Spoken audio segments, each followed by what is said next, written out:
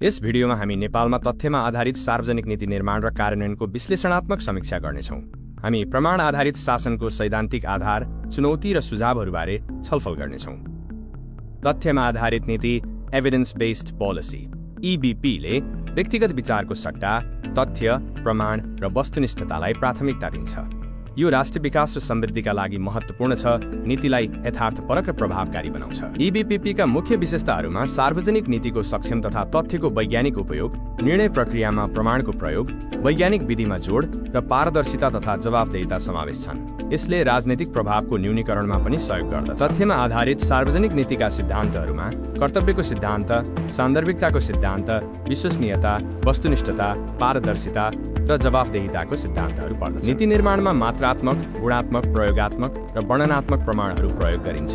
गुणात्मक प्रमाणमा अन्तर्वार्ता र मामला अध्ययन समावेश हुन्छ, जबकि मात्रात्मक प्रमाणमा गणितीय विश्लेषण र सर्वेक्षणहरू पर्दछन्। उच्च पदस्थ अधिकारीहरूका लागि EBPको महत्त्वमा वस्तुनिष्ठ निर्णय, स्रोतको कुशल व्यवस्थापन, गहिरो बुझाइ र समाधान, जवाफदेहिता र पारदर्शिता, दीर्घकालीन सोच र राजनीतिक पूर्वाग्रहको न्यूनीकरण समावेश छन्। नेपालको संवैधानिक र नीतिगत आधारमा सूचना र विवरणहरूको एकीकृत व्यवस्थापन, तथ्य र प्रमाणमा आधारित नीति निर्माणमा रणनीतिक जोड, शासकीय सुधार र सुशासन र तथ्याङ्क प्रणालीलाई भरपर्दो बनाउने नीतिहरू समावेश छन्। अन्तर्राष्ट्रिय अभ्यासहरूमा संयुक्त राज्य अमेरिकाको evidence based policy making act, स्विडेनको भिजन 0 नीति, अस्ट्रेलियाको अफिस अफ इम्प्याक्ट एनालिसिस, भारतको नीति आयोग र चीनको राष्ट्रिय विकास र सुधार आयोग पर्दछन्। नेपालमा EBPका वर्तमान अभ्यासहरूमा योजना, नीति र बजेटमा जोड, राष्ट्रिय तथ्याङ्क कार्यालय मार्फत अनुसन्धान र तथ्य उत्पादन, नीति अनुगमन र मूल्याङ्कन र सरकारवालाहरूको सुझाव लिने कार्य भइरहेको छ। नेपालको सार्वजनिक प्रणाली कमजोर हुनुका मुख्य कारणहरूमा राजनीति र प्रशासनको द्वन्द्व,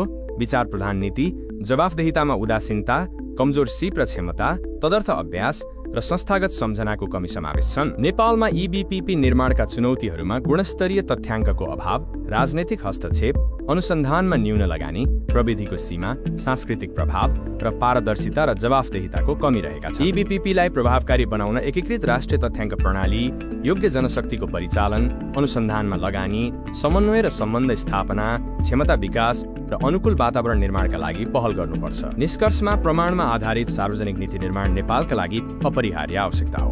गुणस्तरीय तथ्य, अनुसन्धान क्षमता र राजनीतिक हस्तक्षेप जस्ता चुनौतीहरूलाई सम्बोधन गर्न सक्रिय सहभागिता र प्रतिबद्धता आवश्यक छ।